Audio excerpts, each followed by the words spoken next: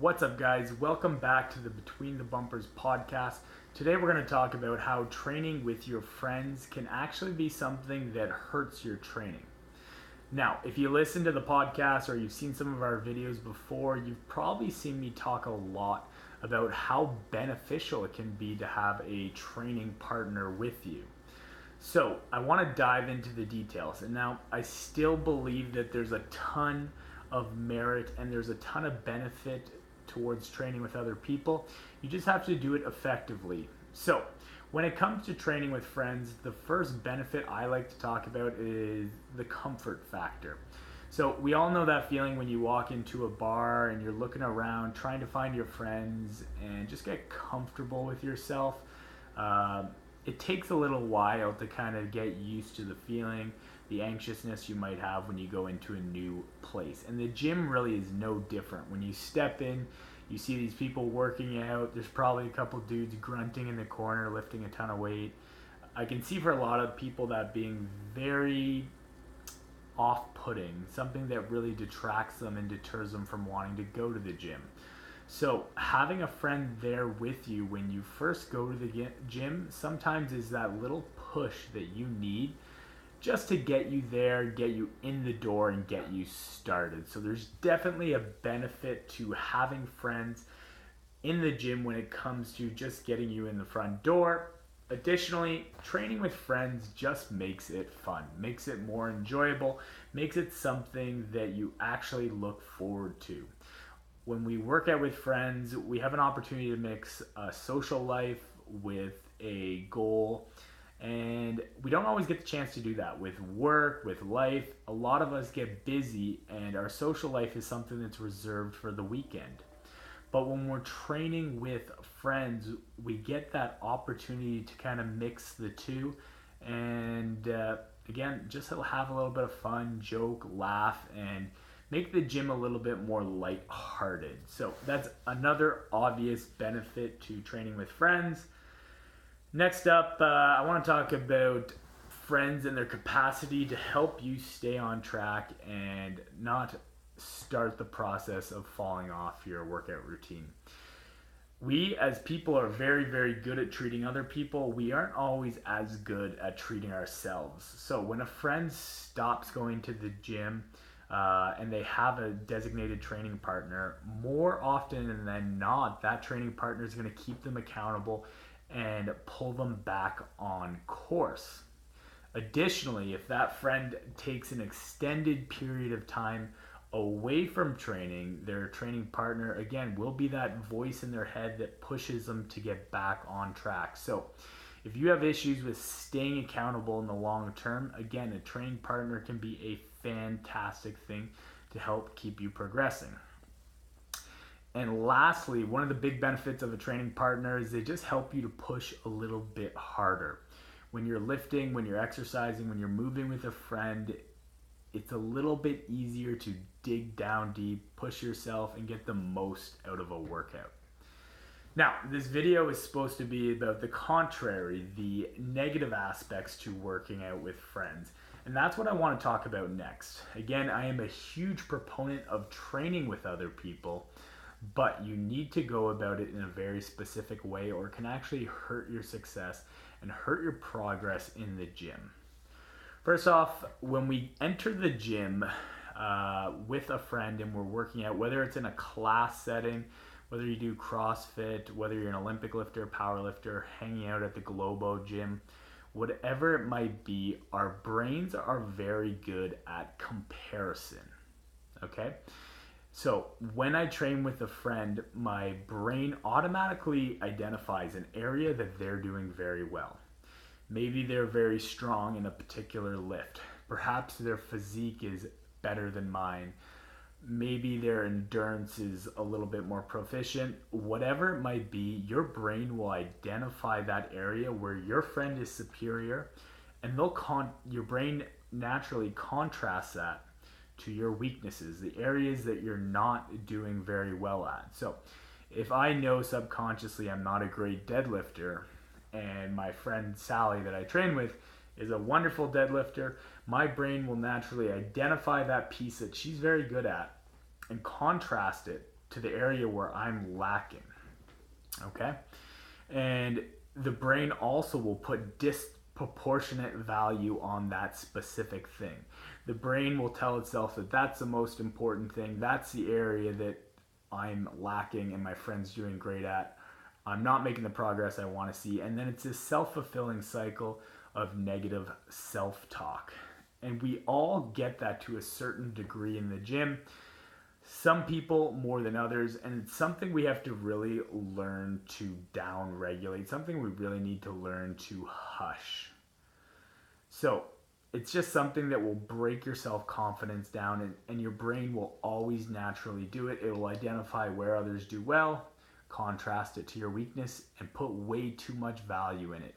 Even if you're making tons of progress in other areas, maybe you improved your bench press, perhaps you lost 10 pounds, maybe you shaved 3 minutes off your 5K, your brain will always gravitate towards that factor where you are lacking. And again, let me just give you an example where, and this is going to be an extreme example, but an example where this could really throw the rails off your training. Let's say you join a CrossFit gym, group training class, whatever it might be, Orange Theory Fitness, whatever you choose to, and you walk in on that first day. And without knowing, the guy who walks in beside you is Matt Fraser. No, better yet, it's Patrick Vellner. If you don't know, Patrick Vellner is one of the fittest guys in the world, but if he's wearing a baggy t-shirt, he probably doesn't give off that physique that would make you think that. And so you're working out, and you're doing well, you're going through the warm-up, and all of a sudden the class starts, and you look over at Patrick, and Patrick Vellner is lifting way more weight than you. He's going twice as fast through the workout routine. And the workout finishes, and you're exhausted. You worked hard, and you really, really pushed yourself just to keep up with Patrick. But then you say, man, that guy over there, he lifted this much. I only lifted that much. He completed the workout this quickly. It took me another 3 minutes. And immediately, you're looking at all the things he did well and the things you didn't do very well. Little do you know, he's literally one of the fittest men in the world whose full-time job is to exercise and train. And although this is an extreme example, we see this every single day in the gym. I see it with my members, my clients, is this unfair comparison of what you do to what other people do. And you could be adding, 10, 15, 20 pounds a week, a month onto your deadlift and doing great. But as soon as somebody else walks in the gym and lifts more than you, your success, your win is gone. And that's unfortunate when people focus too much on the comparison, when they focus too much on how other people are doing, it really steals away the enjoyment from their own training. So what I hit a PR if the guy beside me is lifting 20 pounds, 40 pounds more than me. And so what I'm really trying to get at here is you don't ever want to let other people's successes downplay your accomplishments. Okay?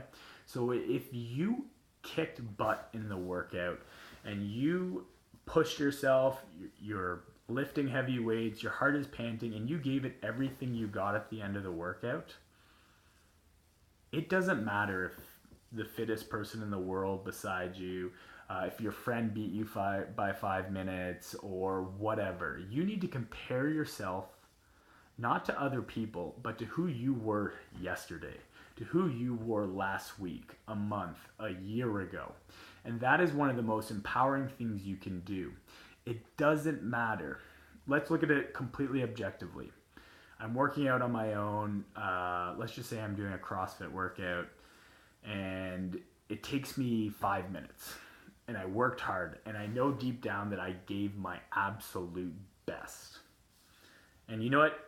Considering I worked out on my own, I didn't have anyone there to push me, I'm very, very happy with my 5-minute score. Now, in an alternate universe, my alter ego does the exact same workout, same place, exact same time, all the same circumstances, But sitting beside him in the workout is, again, Matt Frazier or Katrin David's daughter or shit, Ronnie Coleman. I don't know, depending what your sport is. And they do it twice as fast as you. You and yourself in the alternate universe did the exact same workout. You put the exact same output out there. What about that? Why, in any way, shape, or form, should your success be downplayed because somebody else, did it quicker, did it faster? Objectively, you did the exact same thing, whether you're working out on your own or with the fittest man on earth. So, remember that. Think about that. Your brain naturally finds other people's strong points and contrasts it to your weaknesses and gives more value than it should to it. It doesn't take into account, maybe this guy who's fit beside me has a crappy relationship. Maybe he's 100K in debt. Maybe he doesn't have any true friends. Your brain will always highlight other people's successes and not necessarily yours. So there really makes no logical sense to compare and contrast yourself constantly. So for those of you in the competitive fitness realm, I encourage you, every time you walk into a class, remind yourself, don't compare yourself to who other people are today. Compare yourself to who you were yesterday, last week, last year. All right, guys, that's my podcast for the day. Hope you enjoyed it. Hope you can take some tidbits, some actionable pieces from that. And remember, it's all about you and your path. Don't worry about where you are compared to other people. Your brain will always be a little unfair in how it relates those things. It may not consider the fact that, you're 2 years into training and the guy next to you is a 5-year college athlete. Again, there's so many variables that go into our success. And when you just look at the outcome, you miss a lot of the big picture. All right, guys, keep training hard between the bumpers. Hope you enjoyed this one.